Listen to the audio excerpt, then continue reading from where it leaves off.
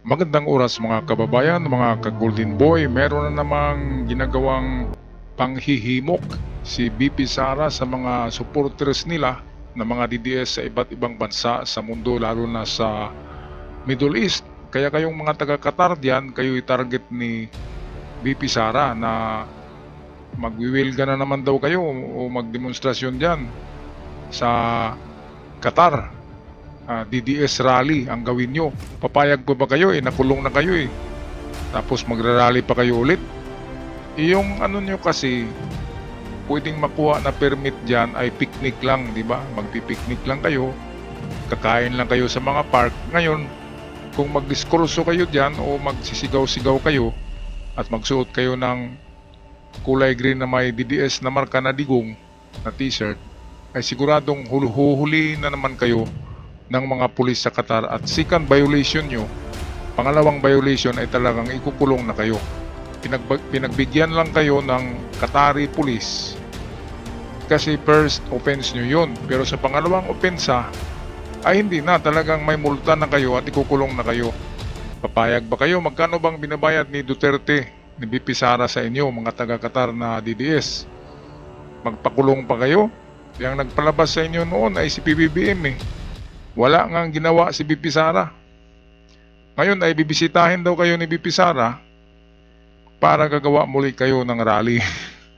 Naku, papayag ba kayo? Gusto nyong walang makain ang inyong pamilya sa Pilipinas? Kapag second offense nyo ay hindi na kayo makakalabas pa sa kulungan.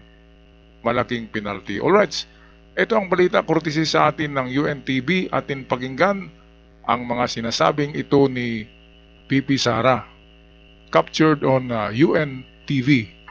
Ilalaan ni Vice President Sara Duterte ang pagdiriwang ng kanyang kaarawan sa pakikipagkita sa mga overseas Filipino workers sa Doha, Qatar. At sa paglahok sa serye ng mga kilos protesta, kaugnay sa hinaharap na kaso ni dating Pangulong Rodrigo Roa Duterte sa International Criminal Court o ICC. So wala akong birthday celebration for this year. Lahat ito para sa ICC case. And ano pa? yes, and then after that, meron pa kaming mga series of ICC send him home na mga rallies sa iba't ibang bansa. Inaayos lang namin yung mga permits. Ang permit nyo ay picnic lang eh. Hindi pwedeng rally-rally sa iba't ibang bansa. Kaya kayong mga taga-Qatar diyan ay madala na kayo. Kung kayo'y magrarally pa, second time around, siguradong napakalaking penalty at hindi na kayo makakalabas pa sa kulungan. Meron pa kayong latigo sa katawan. Alam nyo yan, kasi taga diyan kayo. Kaya kayo lang, kung magrarally pa kayo, ano ba namang maibigay sa inyo si Digong at si Sara? Kapag kayo'y nawala ng trabaho dyan, hindi kayo mabigyan ng mga yan. Lumalapit lang yan sa inyo dahil kailangan nila ng tulong nyo. Pero kapag maging na yan sila, presidente or vice president, or kung ano man, ay walang magagawang tulong sa inyo. Bagkus, nung nakulong kayo ay si PBBM ang nagpalabas sa inyo, ang administrasyon ni PBBM. Kaya ang utang na loob nyo ngayon, yung mga nakulong noon, na 40, ka nag-rally dyan, ay utang na loob nyo yan kay PBBM at hindi kay BP Sara. Ngayon, lalapit muli sa inyo. Sabi niya ay kumustahin daw kayo dyan sa Qatar. Ay lagot kayo. Di ba wag na kayo magpakita? Di ba makulong na naman kayo, magugutom ang pamilya nyo. Okay, so hindi na nga siya daw magbe-birthday daw. Eh talaga naman. Ba't mag-celebrate ka pa malapit na yung yung impeachment case mo. Kaya kailangan yung birthday mo ay ikilos mo na lang. Hahanap ka ng magandang mga counter kung paano nyo i-counter ang mga ebidensya na nakuha ng prosecution laban sa inyo. Kaya dito si BP Sara, loading na kung magsalita yung mata blanco na. Loading na siya, ibig sabihin napakarami nang iniisip niya. Kaya naglo-loading. Kung computer pa yan, kung PC, ay ganun din. Overloading na ng files, ng data, kaya naghang na ang computer. Ganun din ang utak ni BP Sara dito. Kanina ko pa ito pinagmasdan, kung magsalita ay loading muna bago mabuo yung kanyang iniisip. Okay, balikan natin yung ito yung mga sinasabi niya. From the local governments doon kung saan yung rallies. Kasunod ng aktibidad sa Doha, Qatar sa May 27 ay ang serya ng San PRRD Home Rally na unang isasagawa sa The Hague, Netherlands ngayong May 31. If you can remember, merong mga nakulong doon na mga supporters.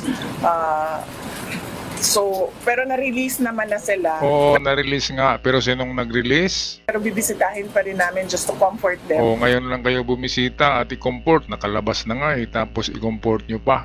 Ngayon pa, isang buwan nang nakaraan Ayan loading yung mata. So, yung mata niya tingnan nyo. Grabe talaga. Ngayon pa, kumustahin, 2 buwan na ang nakalipas ng makulong, sinong nagpalabas? Si PBBM pa rin ang tumawag doon sa Qatar Embassy para palabasin ang mga Pilipino na yon na nabiktima nitong mga matamis na promise nitong mga Duterte. Sino bang sino bang nagbigay ng trabaho sa Qatar? Si Digong ba? Kayo yung nag-apply, tapos pera nyo yung ginastos nyo para sa placement fee. Walang naiambag si Sara kahit piso sa inyo. Tapos ganyan kayo kaluyal. Magising naman kayo. Okay, balik tayo dito sa pananalita ni BP Sara.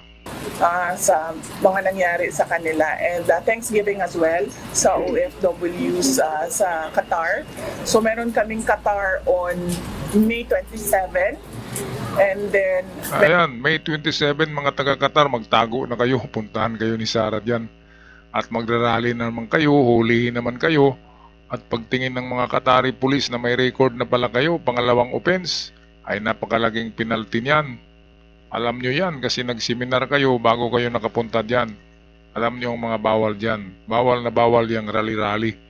Alam nyo ang kukunin ni BP Sara, ang allowed lang na permit dyan ay picnic lang.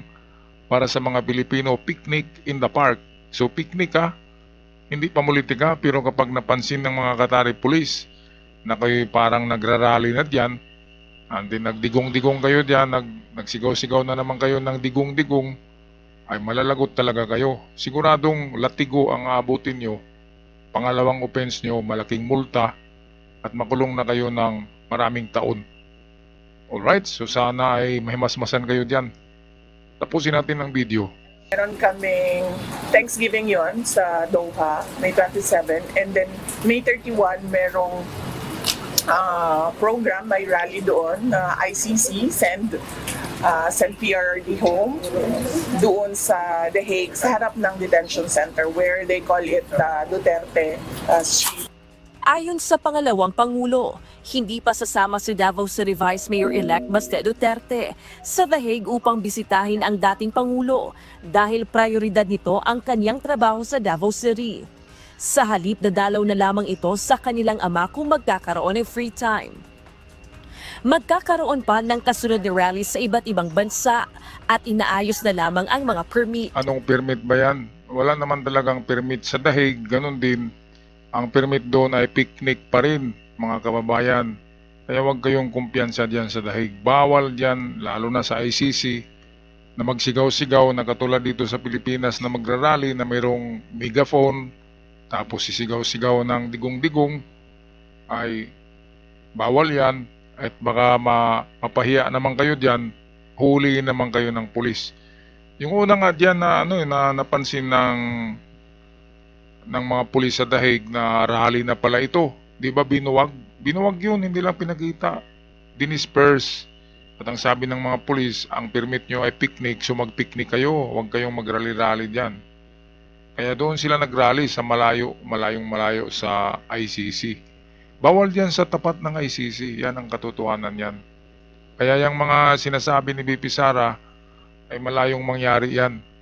Nag-invoke siya ng tumawag siya ng kaguluhan, tumawag siya ng parang revolusyon sa iba't ibang bansa na sabay-sabay daw magrarally. Sino ba namang magrarally pa dyan? Di ba? Natauhan na yung mga tao Ang taga-Qatar ay hindi na yan sasama. Yun lang yung diehard nila sa Qatar 40 ka Pilipino. ang nandoon na diehard, pero lahat na kulong, so ibig sabihin wala nang uulit. At kung mayroong mga magrarally diyan ay mga gunggong, di ba mga kababayan? Bakit ka magrarally, anong makuha mo? Maliban kung binabayaran yun ng ng 20,000 a day, 20,000 a day ha, so pwede. Pero kung 500 pesos lang ay naku, ang liit-liit niyan, kahit 1,000. So ayan ang desperate moves ni VP Sara. Desperate time needs desperate measure and needs also desperate moves na katulad niyan. Kasi palapit ng kanyang tinatawag natin na impeachment case, at alam natin na minority pa rin ang DDS sa Congress at Senado, kaya 90% na si Sara ay ma-impeach talaga sa impeachment na ito. Kaya habang palapit na yon ay talagang sobrang stress na ang utak ni VP Sara, loading na yung pag-iisip niya, at kahit ano na lamang na hinihimok niya, taga ibang bansa na para makita daw ng mga taga ibang bansa na maraming nagmamahal kay Digong. Makikita ng mga taga Qatar, ng mga taga Dubai, taga Abu Dhabi, at kung saan diyan sa Middle East, na marami ang nagmahal kay Digong. Ay nako. Kaya lang bawal nga ang rally diyan, at tanging permit na picnicking sa park, mga picnic lang, kain-kain lang ang allowed. Kaya kung sisigaw-sigaw kayo diyan at pupunta diyan si Harry Roque at Maharlika at magsayaw-sayaw na naman ng ngiwi-ngiwi, putot-putot, bangag-bangag, ay nako, talagang hulihin kayo. Alright, pag-comment na lang sa ating comment section mga kababayan, ano ang masasabi niyo sa panghihimok ni VP Sara sa mga supporters niya sa iba't ibang pulo, migdat sa iba't ibang bansa sa Middle East, na magrarally na naman daw sa ngalan ni Digong. At pag-comment na lang sa ating comment section sa inyong mga saloobin mga kababayan. Sa mga bago pa lamang sa channel, huwag kalimutan pindutin ang subscribers button, at sa aking mga avid followers, maraming salamat sa lahat. Ako'y magpaalam na hanggang sa muli. God bless us all.